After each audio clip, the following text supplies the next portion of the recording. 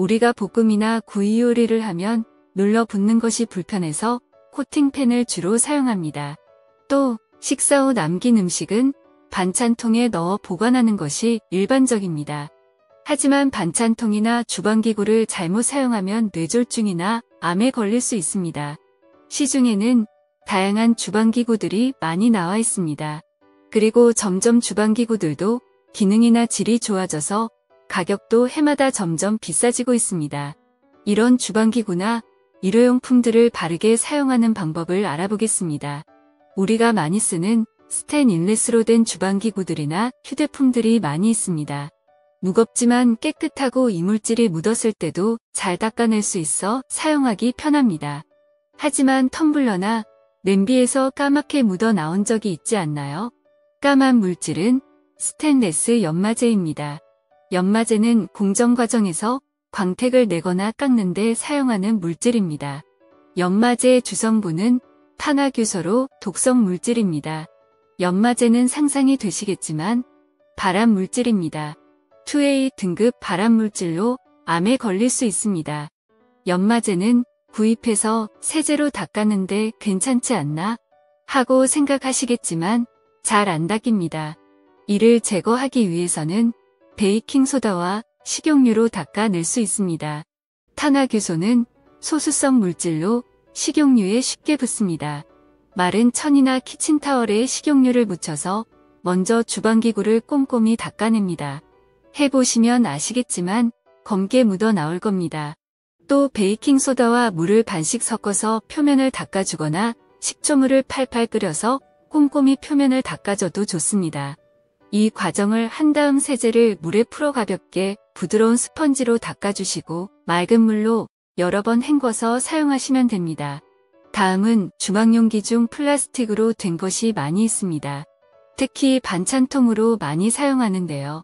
남은 음식이 있으면 귀찮아서 반찬통 그대로 전자레인지에 돌린 적 많지 않으신가요? 플라스틱 용기에서는 환경 호르몬이 나옵니다. 다 아는 사실이겠지만 전자레인지에 돌리면 더욱 끔찍합니다. 요사이 점점 배달 음식을 많이 시켜 먹습니다. 배달 음식의 대부분은 플라스틱 용기에 배달이 옵니다. 용기채로 전자레인지에 많이 돌려 먹기도 합니다. 플라스틱 용기라 해서 다 전자레인지에 돌려도 되는 것은 아닙니다. 플라스틱에는 여러 종류가 있습니다. 고밀도 폴리에틸렌, 폴리스티렌, PP가 전자레인지에서 사용이 가능합니다. 이 밖에 다른 번호나 표기가 되어 있으면 전자레인지에 넣어 사용하시면 안 됩니다. 다른 플라스틱에서는 발암 물질인 환경 호르몬이 많이 나옵니다. 그럼 어떻게 구별할까요? 용기에는 전자레인지 사용 가능 표시가 있습니다. 하지만 같은 재질이라도 내열성과 내구성이 달라 전자레인지 사용 가능 여부를 판단할 수 없습니다. 반드시 배달 음식을 돌릴 때에도 전자레인지 사용이 가능한지 확인하셔야 합니다. 우리가 팬에 눌러붙는 것이 불편해서 코팅팬을 많이 사용합니다. 하지만 사용하다 보면 코팅이 군데군데 벗겨집니다.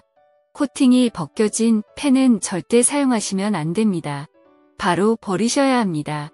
코팅이 벗겨진 부분에서는 알루미늄 같은 중금속이 나올 수 있습니다.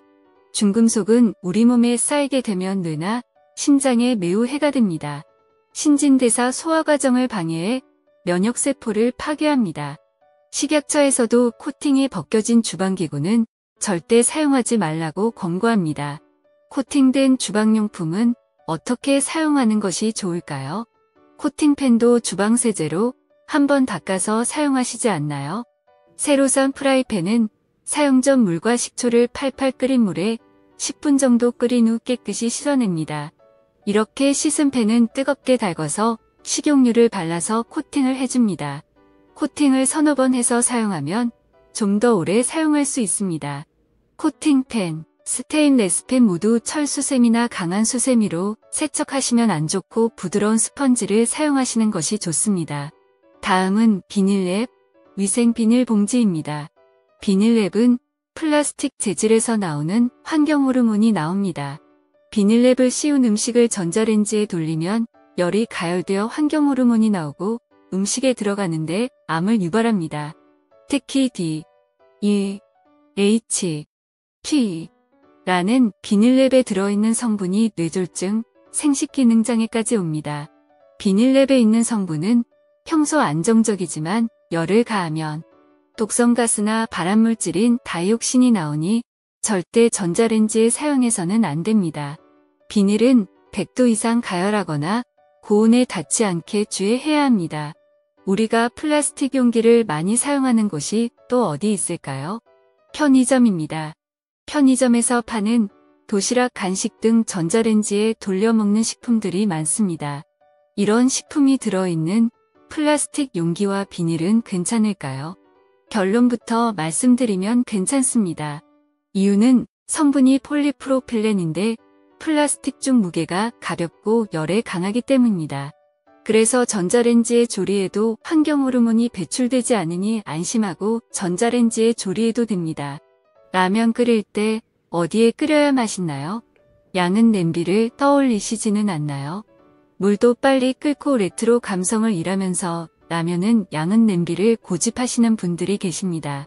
양은 냄비가 안 좋다는 거는 다들 알고는 계실 텐데요.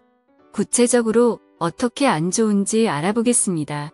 세계보건기구에 따르면 양은 냄비는 일곤 발암물질인 알루미늄으로 되어 있습니다. 알루미늄으로 되어 있는 조리도구로 장시간 조리해서 먹으면 치매나 암을 유발할 수 있습니다. 알루미늄이 체내에 쌓이게 되면 알츠하이머, 치매와 파킨스병의 원인이 됩니다. 구토나 설사, 메스꺼움 같은 중금속 중독 증상도 보입니다. 알루미늄으로 된 쿠킹 오일은 어떨까요? 유럽의 한 연구에서 성인 1명당 건강에 위험하지 않은 선에서 섭취 가능한 것은 1kg당 1mg으로 규정했습니다. 독일의 한 연구에서 실험을 했는데 아스파라거스를 호일에 싸서 오븐에 구운 결과 아스파라거스 1kg에 알루미늄이 20mg이나 나왔습니다. 하지만 아스파라거스에서 성인 60kg이면 파에 6mg의 알루미늄이 검출됐습니다. 60kg의 성인의 허용치를 초과한 것입니다. 그럼 허용치만큼 먹을 건가요?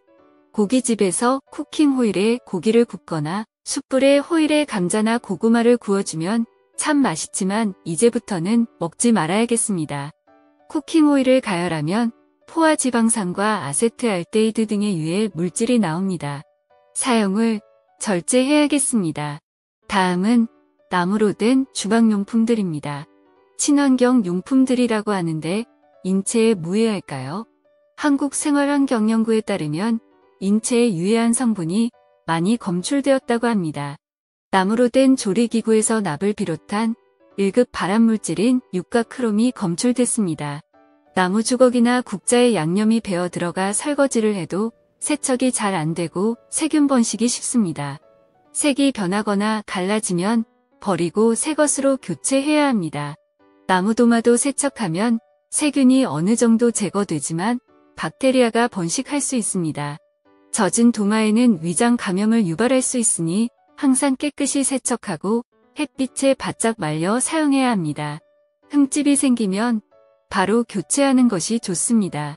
그럼 플라스틱 도마는 괜찮을까요?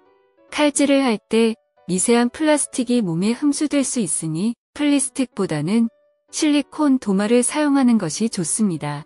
우리가 사용하는 주방도구들은 세균 감염이나 박테리아 중금속에 많이 노출될 위험이 있습니다. 항상 위생에 신경 써 깨끗이 세척해 바짝 말려서 사용해야겠습니다. 또 주방기구에도 유통기한이 있습니다. 사용 정도에 따라 다르겠지만 보통 스테인레스로 된 냄비도 2년에서 3년 정도는 넘기지 말라고 합니다. 코팅이 벗겨지거나 조금 갈라진 것도 아까워서 계속 사용하고 계시지는 않나요? 아깝지만 계속 사용하면 알츠하이머, 뇌경색, 치매 위험이 있습니다. 과감히 버리십시오. 건강한 생활을 위해 이 영상이 도움이 되셨으면 좋겠습니다. 좋아요, 구독, 알림 설정까지 부탁드립니다.